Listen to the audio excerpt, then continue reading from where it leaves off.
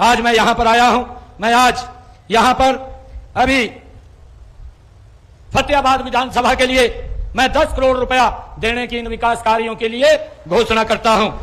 और गांव बड्डोपल में वन्यजीवी पशु उपचार केंद्र ये बनवाया जाएगा, इसकी भी मैं घोषणा करता हूं।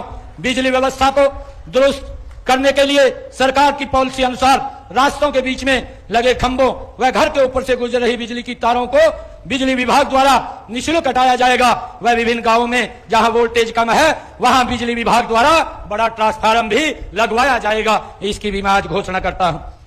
आज मुझे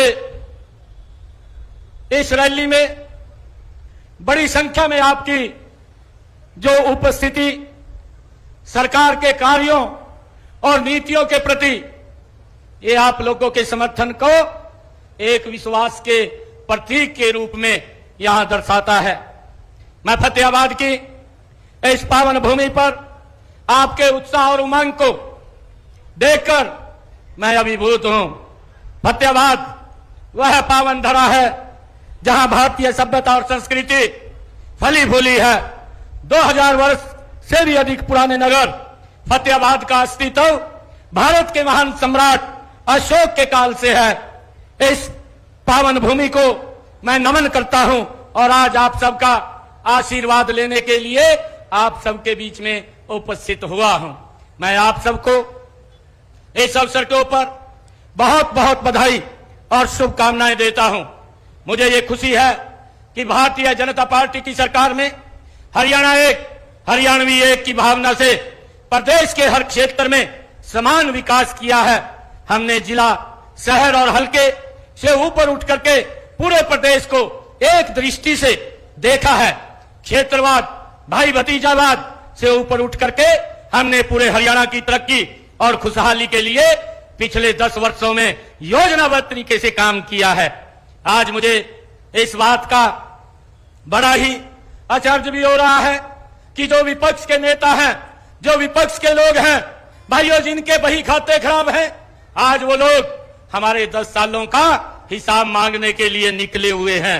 मैं उनको एक बात कहना चाहता हूं कि आप अपने गिरेबान में जांच करके देखें। उनकी सरकार कमीशन मोड में काम करती थी और हमारी सरकार मिशन मोड में काम करती है और प्रदेश और देश का गति से विकास कर रही है आदरणीय नरेंद्र मोदी जी के नेतृत्व में। जबकि मैं आपको बीच में बताना चाहूंगा कि उनके राज में भ्रष्टाचार चरम सीमा के ऊपर था। जिनके पास सिफारिश होती थी या रसूखदार लोगों की जेब गर्म करने के लिए पैसे होते थे, उन्हें ही सरकारी नौकरी उनके कार्यकाल में मिलती थी। इस बात के बारे में भी हम सबको जानकारी है। हमने प्रदेश में सबसे बड़ा पहला काम व्यवस्था परिवर्तन का किया है। हमने ऐसे बिचौलियों की दुकानें बंद करवा दी हैं जो सरकारी नौकरी दिलवाने में या लोगों के सरकारी कामकाज करवाने में भाइयों दलाली करते थे। ऐसे लोगों को हमने पिछले 10 वर्षों में बाहर का रास्ता दिखाने का काम किया है। हमने प्रदेश में भय भ्रष्टाचार, भाई भतीजावाद, जात पात, क्षेत्रवाद से मुक्ति करके विकसित बनाने का काम हमारी सरकार ने पिछले 10 वर्षों के अंदर किया है। मुझे ये आज जो लोग ये 10 वर्षों का हिसाब मांग रहे हैं, मैं आज उन लोगों को एक आईना भी दिखाना चाहता हूं कि आपके कार्यकाल में, आपके समय में क्या क्या कार्य होते थे। किसानों की जमीन कौड़ियों के भाव खरीद करके बिल्डरों को लाभ पहुंचाने वाले सबसे हिसाब आज हमसे हिसाब मांग रहे हैं। भाइयों, हम सब जानते हैं हरियाणा के अंदर कांग्रेस के समय में, जब कांग्रेस की सरकार थी, जो लोग आज हिसाब मांग रहे हैं वो भोले भाले किसानों की जमीन को दफा 4, दफा 7 लगा करके उनको बिल्डरों को देने का काम करते थे और आज ये हिसाब मांग रहे हैं। जो लोग CLU के नाम के ऊपर करोड़ों रुपया खा जाते थे, भाइयों वो आज हिसाब मांग रहे हैं। जो लोग जात पात, क्षेत्रवाद, भाई भतीजावाद की राजनीति करते थे, आज वो हमसे हिसाब मांग रहे हैं। उनके काले कारनामों से प्रदेश का बच्चा बच्चा भाइयों परिचित है। हमारे कार्यकाल में का हिसाब तो युवा देता है। आज हरियाणा प्रदेश का युवा हमारे कार्यकाल का हिसाब दे रहा है, जिन्हें बिना पर्ची, बिना खर्ची के आज लाखों की संख्या में सरकारी नौकरी देने का काम ये हमारी सरकार ने किया है। हमारे कार्यकाल का हिसाब तो वह गरीब व्यक्ति भी दे रहा है, जिसका इलाज मुफ्त हो रहा है। आयुष्मान कार्ड, चिरायु कार्ड, 5 लाख रुपए का 1 साल के अंदर भाइयों इलाज कराने के लिए देने का काम ये हमारी सरकार कर रही है। हमारा हिसाब तो वह किसान दे रहा है जिसके खाते में फसल बीमा और मुआवजे के सीधे पैसे पहुंचाने का काम ये हमारी सरकार कर रही है। हमारा हिसाब हमारे हरियाणा प्रदेश के सम्मानित बुजुर्ग दे रहे हैं, जिन्हें अब पेंशन बनवाने के लिए दफ्तरों के चक्कर नहीं काटने पड़ते, उनके घर बैठे ही पेंशन लग जाती है। भाइयों पहले दफ्तर के 6-6 महीने तक चक्कर काटने पड़ते थे, तब जाकर के पेंशन लगती थी, सेवा भी करनी पड़ती थी, तब जाकर के वो पेंशन लगती थी। परंतु आज घर बैठे ही भाइयों पेंशन लगाने का काम ये हमारी सरकार कर रही है। हमने ऐसे हरियाणा का निर्माण किया है जिसमें उद्योग का पहिया तेजी से घूम रहा है, खेतों में भरपूर पैदावार हो रही है, महिलाएं सशक्त हुई हैं, अनुसूचित जातियों, पिछड़े वर्गों, सामाजिक, आर्थिक व शैक्षणिक उत्थान हुआ है, मजदूरों के जीवन में खुशहाली आई है। प्रदेश में 4 लेन 6 लेन हाईवेज का जाल बिछाने का काम इन 10 वर्षों में हमारी सरकार ने किया है। यातायात को सुगम बनाने के लिए जगह जगह बाईपास, फ्लाईओवर, रेलवे के ओवरब्रिज और अंडर ब्रिज बनाने का काम भी इन 10 वर्षों में गति से हमारी सरकार ने किया है। गरीब से गरीब व्यक्ति को मुफ्त में चिकित्सा सुविधाएं मिली रही है। उच्च कोटि के शिक्षण संस्थान से शिक्षा के क्षेत्र में नए युग का सूत्रपात हो रहा है। आज हरियाणा में विकास की देश की नहीं विदेशों में भी चर्चा हो रही है और ये लोग आज हमारा हिसाब मांग रहे हैं। भाइयों मैं आप लोगों को आज फतेहाबाद जिले की बात करने के लिए मैं आज यहाँ पर आप लोगों के बीच में आया हूँ। भाइयों कांग्रेस के शासनकाल में इस शहर की हालात दूर दराज गांव जैसे थी। अगर आप 2014 से पहले इस फतेहाबाद को देखें तो इसके अंदर विकास नाम की कांग्रेस के कार्यकाल में कोई भी चीज नहीं थी। सड़कें टूटी पड़ी थी, पेयजल व्यवस्था चरमराई हुई थी, बिजली आती नहीं थी भाइयों, और यहाँ पर बारिश में भी जल भराव हो जाता था। हमने यहाँ विकास के पहिए को निरंतर गतिशील किया है। यहाँ करोड़ों के रुपए के लागत के विकास कार्य पूरे हो चुके हैं और करोड़ों रुपए के कार्य प्रगति पर हमारे इन 10 वर्षों के कार्यकाल में चल रहे हैं। आज मैंने इस जिले के तीनों विधानसभा क्षेत्रों में भाइयों जो विकास कार्यों को लेकर के काम किया है, आज मुझे खुशी है आप लोगों को बताते हुए कि आज हमारी सरकार ने इस क्षेत्र में जो विकास के कार्य हुए हैं उन विकास कार्यों में लगभग 313 करोड़ रुपया 91 लाख रुपए के आज विकास कार्यों के उद्घाटन और शिलान्यास भी आज यहाँ पर मैंने किए हैं। मुझे इस बात की खुशी है क्योंकि विकास की ये गति निरंतर चल रही है। मुझे बताते हुए आज आप लोगों के बीच में ये खुशी हो रही है। मैं ये बताना चाहता हूं कि आज इस फतेहाबाद की सरदारी के बीच में जो लोग हमारा हिसाब मांगने के लिए वो घूम रहे हैं, जिनके बही खाते खराब हैं, जिन्होंने भ्रष्टाचार को जन्म दिया, जिन्होंने भाई भतीजावाद को जन्म दिया और भाइयों लोगों को उनकी हालात के ऊपर छोड़ने का काम किया है। मुझे खुशी है कि मैं आज इस जिला के विकास कार्यों के जो काम चल रहे हैं और जो काम हुए हैं उनकी चर्चा आप लोगों के बीच में करूंगा। मैं उन लोगों को भी, कांग्रेस के लोगों को भी मैं ये कहना चाहता हूं वो भी अपने 10 वर्ष के कार्यकाल का जनता को हिसाब देने का काम करे कि हमारी 10 वर्ष के कार्यकाल में क्या क्या काम हुए हैं। मैं भी फतेहाबाद जिला के यहाँ विधानसभा के अंदर आया हूं, मैं भी पूरा हिसाब लेकर के आया हूं। मैं ये बताना चाहता हूं कि 10 वर्षों में हमारी सरकार ने क्या क्या काम यहाँ पर किए हैं। भाइयों मुझे खुशी है कि फतेहाबाद में एक मेडिकल कॉलेज खोलने का हमारा लक्ष्य है और इस दिशा में बड़ी गति से शिरोमणि श्री गुरु रविदास जी राजकीय मेडिकल कॉलेज यहाँ पर खोला जा रहा है, उसके लिए गति से काम चल रहा है। मुझे इस बात की बड़ी खुशी है। हर जिले में भाइयों 200 बेड का एक अस्पताल खोलना भी हमारा लक्ष्य है ताकि किसी को भी इलाज के लिए दूर ना जाना पड़े। इसी दिशा में सेक्टर 9 में यहाँ फतेहाबाद में 45 करोड़ रुपए की लागत से 200 बेड के अस्पताल का भाइयों निर्माण यहाँ पर कार्य चल रहा है। टोहाना के अंदर भी अगर हम देखें 138 करोड़ रुपए की लागत से 100 बेड का 7 मंजिला अस्पताल का निर्माण भी यहाँ पर गति से भाइयों इस फतेहाबाद जिला में चल रहा है। आप सब जानते हैं फतेहाबाद का बस अड्डा आबादी वाले क्षेत्र में आ जाने से भारी भीड़ रहती थी, इससे यातायात जाम रहता था, समस्याएं पैदा होती थी। वह बस अड्डा भी छोटा था, परंतु हमने जिला मुख्यालय के ऊपर जिस प्रकार का बस स्टैंड की आवश्यकता है वो आवश्यकता होनी चाहिए, और इसलिए हमने सेक्टर 5 में नए बस अड्डे के निर्माण के लिए 16 करोड़ रुपए की लागत से उसका कार्य चल रहा है, वो भी हमने यहाँ पर बनाने का निर्णय वो किया है। और भाइयों, हमने यहाँ पर शहर में पार्किंग की समस्या को देखते हुए 8 करोड़ रुपए की लागत से बहुउद्देशीय पार्किंग स्थल भी यहाँ पर बनाया है। टोहाना में भी नए बस अड्डे का निर्माण हो चुका है, जिस पर 26 करोड़ रुपए की लागत यहाँ पर लगी है। भाइयों, हमने शिक्षा के क्षेत्र में जिले को अग्रणी बनाने के लिए कई नए संस्थान खोले हैं। भूना के अंदर 13 करोड़ रुपए की लागत से राजकीय महाविद्यालय खोला है। जाखल में नई ITI का निर्माण 9 करोड़ रुपए की लागत से भाइयों किया गया है, और डोंगड़ में भी 15 करोड़ रुपए की लागत से राजकीय बहुतकनीक संस्थान खोला है।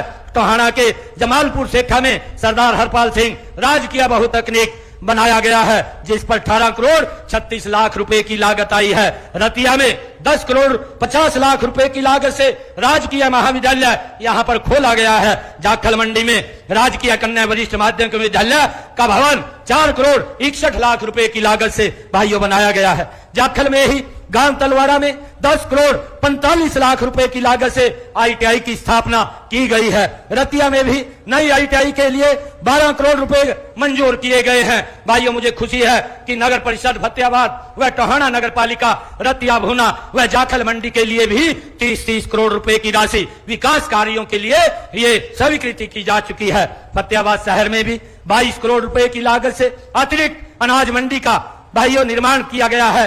फतेहाबाद में पुरानी तहसील स्थित चिल्ली पार्क का निर्माण 85 लाख रुपए की लागत से किया गया है। अतिरिक्त अनाज मंडी टोहाना का निर्माण भी 23 करोड़ रुपए की लागत से किया गया है। रतिया में लघु सचिवालय भवन का निर्माण 9 करोड़ रुपए की लागत से किया गया है। फतेहाबाद उपमंडल में के भूना को नगर पालिका का दर्जा ये हमारी सरकार ने दिया है। भाइयों, मुझे खुशी है, कनेक्टिविटी के विकास का सीधा संबंध है। हमने इस क्षेत्र के विकास को तेजी देने के लिए इसकी कनेक्टिविटी को बढ़ाने का काम किया है। आप देख रहे हैं कि मंडी डबवाली, सिरसा, फतेहाबाद दिल्ली राष्ट्रीय मार्ग वो यहीं से गुजर रहा है। मुझे ये भी खुशी है कि आपके नजदीक में हिसार में बन रहा महाराजा अग्रसेन एयरपोर्ट आपसे मात्र 35 किलोमीटर की दूरी पर है। इस तरह इस क्षेत्र के एयर कनेक्टिविटी भी यहाँ पर हम सबको मिल रही है। आपके इस क्षेत्र में भट्टू लुदेश्वर रोड पर 25 करोड़ रुपए की लागत से रेलवे ओवरब्रिज का निर्माण, और जाखल बुन्ना रोड पर 26.5 करोड़ रुपए की लागत से रेलवे ओवरब्रिज का निर्माण किया जा रहा है। मुझे खुशी है बताते हुए आप लोगों को कि हमारे इस फतेहाबाद जिला में इसके अलावा सूरेवाला चौक से चंडीगढ़ रोड टोहाना पंजाब बॉर्डर तक एक 148B का निर्माण 130 करोड़ रुपए की लागत से वहां शुरू हो गया है। भाइयों, मुझे यह भी खुशी है कि खेलों को बढ़ावा देने के लिए दरियापुर में 3.5 करोड़ रुपए की लागत से फुटबॉल एकेडमी स्थापित की गई है। बोडिया खेड़ा स्टेडियम में 8.25 करोड़ रुपए की लागत से सिंथेटिक एथलेटिक्स ट्रैक का निर्माण भी यहाँ किया जा रहा है। हमने पिछले 4 महीनों में जो बड़े निर्णय किए हैं भाइयों, उनका भी मैं आप लोगों के बीच में थोड़ा जिक्र करना चाहूंगा। हमारी सरकार ने अभी ये निर्णय लिया है कि हमारे जो अग्निवीर हैं उनको हरियाणा सरकार की सीधी भर्ती में आरक्षण देने का निर्णय भी हमारी सरकार ने लिया है। इनको ग्रुप बी और ग्रुप सी सरकारी पदों के लिए निर्धारित अधिकतम आयु में भी 3 वर्ष की छूट प्रदान की जाएगी। ये निर्णय भी हमारी सरकार ने लिया है। यदि कोई अग्निवीर भाइयों उद्योग स्थापित करना चाहता है तो सरकार ने यह भी निर्णय लिया है कि उस अग्निवीर को 5 लाख रुपए बिना ब्याज के लोन देने का काम भी ये हमारी सरकार करेगी। भाइयों, हमने पिछले दिनों आदरणीय प्रधानमंत्री नरेंद्र मोदी जी का एक विजन था कि हर घर के अंदर सोलर पैनल लगे, और उसको लेकर के 22 फरवरी को उन्होंने अयोध्या के अंदर भगवान श्री राम के भाइयों प्राण प्रतिष्ठा कार्यक्रम के अवसर के ऊपर एक संकल्प लिया था, और उस संकल्प को हमारी हरियाणा सरकार ने हमने उसको आगे बढ़ाने का काम किया है। प्रधानमंत्री सूर्य घर मुफ्त बिजली योजना के तहत गरीब परिवारों के घरों की छत के ऊपर 2 किलोवाट का सोलर सिस्टम लगाने का निर्णय वो हमारी सरकार ने लिया है। इसके ऊपर 1 लाख रुपए का खर्चा आएगा, और वो खर्चा 60,000 रुपया नरेंद्र मोदी केंद्र की सरकार देगी और 40,000 रुपया हमारी हरियाणा की सरकार देगी। वह बेनिफिशियरी को एक भी पैसा खर्च नहीं होगा और उसके छत के ऊपर एक सोलर पैनल लग जाएगा। अप्लाई हो रहा है, जिनकी आय 1,80,000 रुपए से कम है वो इसके अंदर अप्लाई कर सकते हैं और उनका बिजली का बिल 0 हो जाएगा, कोई भी बिजली का बिल नहीं आएगा। ये निर्णय ये हमारी सरकार ने लिया है। मुझे ये भी खुशी है आप लोगों के बीच में हमारी सरकार ने अभी ये पीछे हमने ये निर्णय लिया है कि हरियाणा प्रदेश के अंदर अभी विभिन्न प्रतियोगिता परीक्षाओं में 50,000 युवाओं की और भर्ती हम अगस्त तक कर लेंगे। ये भी निर्णय हमारी सरकार ने लिया है। हमने पिछले दिनों भाइयों आप लोगों की मांग के ऊपर जो पिछड़े वर्ग की क्रीमी लेयर की 6 लाख रुपए की जो लिमिट थी उसको भी बढ़ा करके हमने 8 लाख रुपया करने का निर्णय किया है और उस क्रीमी लेयर को एग्रीकल्चर कृषि और उसकी सैलरी से उसको बाहर किया है ताकि ज्यादा हमारे ओबीसी समाज के लोगों को इसका लाभ मिल सके। हमने एक और निर्णय पिछले दिनों लिया है, हरियाणा अंत्योदय परिवार परिवहन योजना हैप्पी योजना के तहत हमने जिन परिवारों की आय 1 लाख रुपए से कम है ऐसे परिवारों को भाइयों अगर कहीं दवाई लेने के लिए जाना है या शहर में कोई सामान लेने के लिए जाना है, किसी हॉस्पिटल में जाना है या कहीं रिश्तेदारी के अंदर जाना है तो उसको हमने 1000 किलोमीटर का एक कर दिया है। वो बस के अंदर हरियाणा रोडवेज की मुफ्त में 1000 किलोमीटर 1 साल के अंदर यात्रा कर सकेगा। ये भी निर्णय हमारी सरकार ने लिया है। भाइयों मुझे खुशी है पिछले दिनों मुख्यमंत्री शहरी आवास योजना के तहत पहले चरण में 14 जिलों शहरों के अंदर 14 कस्बों के अंदर हमने भूमि की पहचान करके 15,250 गरीब परिवारों को प्लाट के आवंटन पत्र सौंपने का भी कार्य हमारी सरकार ने ये पिछले दिनों किया है। हमने ये भी निर्णय अभी पिछले दिनों लिया है कि ग्राम पंचायत के काम कराने की जो लिमिट 5 लाख रुपए थी अब उसको बढ़ा करके हमारी सरकार ने 21 लाख रुपए किया है ताकि गांव के विकास की गति और तेज हो सके, उनको कोई दिक्कत ना आए। भाइयों हमारी सरकार ने अभी पिछले दिनों ये भी निर्णय लिया कि गांव में जो एससी और बीसी समाज की चौपालें थी उनके रख रखाव के लिए उनके नवीनीकरण के लिए हमने 118 करोड़ रुपया उनके खाते के अंदर सरपंचों के खाते में डायरेक्ट पहुंचाने का काम किया है। भाइयों मुझे यह भी खुशी है कि हमने पिछले दिनों यह भी निर्णय किया है कि जिन परिवारों का जिन उपभोक्ताओं का 2 किलोवाट का कनेक्शन है उसको सरचार्ज से मुक्ति दी है। अब उसको कोई सरचार्ज नहीं देना पड़ेगा, जितना उसका यूनिट खर्च होगा उतने का ही बिल आएगा, बाकी उसका कोई बिल नहीं आएगा। यह भी निर्णय हमारी सरकार ने लिया है। मुझे यह भी खुशी है बताते हुए कि आपकी समस्याओं का तत्परता से समाधान हो। हमने अधिकारियों को कहा है कि हर रोज 9 बजे से लेकर के 11 बजे तक सचिवालय के अंदर डीसी महोदय, एसपी महोदय और पूरे प्रशासनिक हमारे अधिकारी भाइयों समाधान शिविर के माध्यम से आप लोगों की समस्याओं को चाहे वो जिला स्तर है, उपमंडल स्तर है, उसके ऊपर सुन करके उनका समाधान करने का कार्य ये हमारी सरकार लगातार कर रही है। भाइयों मुझे ये भी बताते हुए आप लोगों के बीच में, क्योंकि हमारी सरकार ने लगातार ये निर्णय लिए हैं, जो हमारे श्रमिक भाई हैं पहले उनके बिटिया की अगर शादी होती थी तो उनके जो कन्यादान का पैसा था वो 2-2, 3-3 महीने, 4-4 महीने नहीं पहुंचता था, परंतु हमने निर्णय किया है कि जो हमारे श्रमिक भाई हैं उनकी बेटी की अगर शादी होती है तो शादी के 3 दिन पहले हमारा अधिकारी जब वो अप्लाई करेगा तो उसके घर के ऊपर 1,01,000 रुपया पहुंचाने का काम ये हमारी सरकार करेगी। भाइयों लगातार हमने ये भी पिछले दिनों निर्णय किया है कि जो हमारे श्रमिक भाई थे और जिनके भाइयों बेनिफिट रुके हुए थे, हमने जींद के अंदर श्रमिक भाइयों का एक बड़ा कार्यक्रम किया और उसमें 80 करोड़ रुपया उनके बेनिफिट्स का उनके खाते के अंदर पहुंचाने का काम किया है। भाइयों आज ये फतेहाबाद की सरदारी इतनी भारी संख्या के अंदर यहाँ पर उपस्थित हुई है। मैं आज आप लोगों के माध्यम से उन लोगों को पूछना चाहता हूँ जो हिसाब लेकर के घूम रहे हैं, वो अपना हिसाब भी देने का काम करे कि 10 वर्षों में फतेहाबाद के अंदर, फतेहाबाद जिला के अंदर उन्होंने क्या क्या काम किए। भाइयों बिजली भी नहीं आती थी उनके समय में, आज हमने 24 घंटे बिजली देने का काम अगर किसी सरकार ने किया है तो हमारी सरकार ने किया है। भाइयों इस बात को हमने समझना है। मैं आज ये बात आप लोगों के बीच में कहना चाहूंगा कि आदरणीय प्रधानमंत्री नरेंद्र मोदी जी के विजन के अनुरूप सबका साथ, सबका विकास और हरियाणा एक, हरियाणवी एक के मूल मंत्र पर चलते हुए हरियाणा और प्रत्येक हरियाणवी के सम्मान का, विकास का बीड़ा वो हमारी सरकार ने उठाया है। मैं अंत में आपको पुनः ये विश्वास दिलाता हूं कि आपके क्षेत्र का इतना विकास किया जाएगा कि यह अन्य विकसित क्षेत्रों में भी अग्रणी होगा। मुझे पूर्ण विश्वास है कि हमारी सेवा और जन कल्याण की नीतियों के समर्थन में आप सब हम सब पर आशीर्वाद बनाए रखेंगे। मैं आप सबका दिल से ये धन्यवाद भी करता हूं। और दूड़ाराम जी ने मुझे एक ये मांग पत्र मुझे दिया है, जिसके अंदर ये लगभग 42 मांगे इसके अंदर लिखी गई हैं। आज मैं यहां पर आया हूं। मैं आज यहां पर अभी फतेहाबाद विधानसभा के लिए मैं 10 करोड़ रुपया देने की इन विकास कार्यों के लिए घोषणा करता हूं। और गांव बड्डोपल में वन्यजीवी पशु उपचार केंद्र ये बनवाया जाएगा, इसकी भी मैं घोषणा करता हूं। बिजली व्यवस्था को दुरुस्त करने के लिए सरकार की पॉलिसी अनुसार रास्तों के बीच में लगे खंभों व घर के ऊपर से गुजर रही बिजली की तारों को बिजली विभाग द्वारा निःशुल्क हटाया जाएगा। वह विभिन्न गांवों में जहां वोल्टेज कम है वहां बिजली विभाग द्वारा बड़ा ट्रांसफार्मर भी लगवाया जाएगा, इसकी भी मैं आज घोषणा करता हूं। उचित भूमि उपलब्ध होने पर फतेहाबाद शहर के वार्ड नंबर 13, 14 में बूस्टिंग स्टेशन भी लगाया जाएगा, इसकी भी मैं आज यहां पर घोषणा करता हूं। फतेहाबाद के मिनी बाईपास को दुरुस्त किया जाएगा, इसकी भी मैं आज घोषणा करता हूं, इसका भी नवीनीकरण किया जाएगा। भूना को उपमंडल तथा भट्टू को तहसील बनाने की जो मांग थी, सरकार की एक कमेटी बनी हुई है, उस कमेटी के अंदर हमारे विधायक महोदय ने ये एप्लीकेशन दे रखी है। जो भी वो नॉर्म पूरे करेगी उसको भी बनाने का काम ये हमारी सरकार करेगी, जब ये नॉर्म पूरे होंगे। और जितने और इन्होंने आज विकास के कार्य दिए हैं,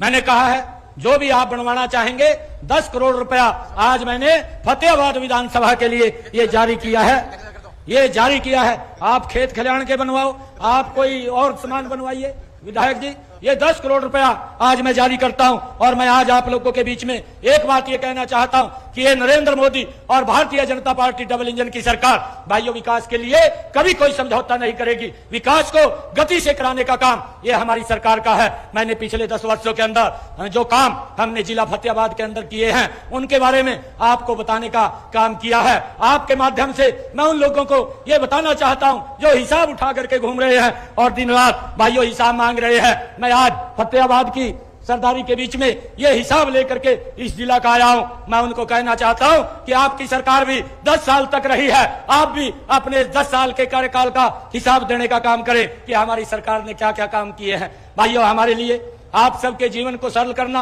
आप सबके जीवन को सुगम करना, ये हमारी सरकार का प्रथम दायित्व है। हमने और भी बहुत सारे निर्णय किए हैं। लगातार ये सरकार मिशन मोड के अंदर काम कर रही है भाइयों, ताकि आप लोगों की जो भी मांगे हैं उन मांगों के ऊपर हम पूरा उतर सकें। आज आप सबका इतनी भारी संख्या के अंदर आप लोग आए हैं, ये क्योंकि इतने काम यहाँ पर हुए हैं।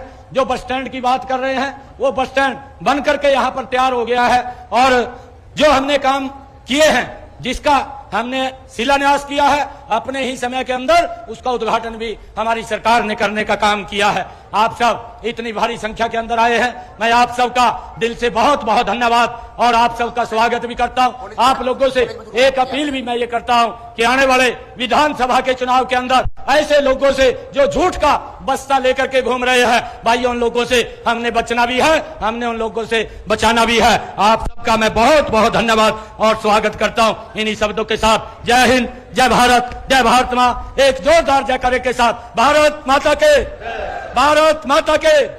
वंदे वंदे।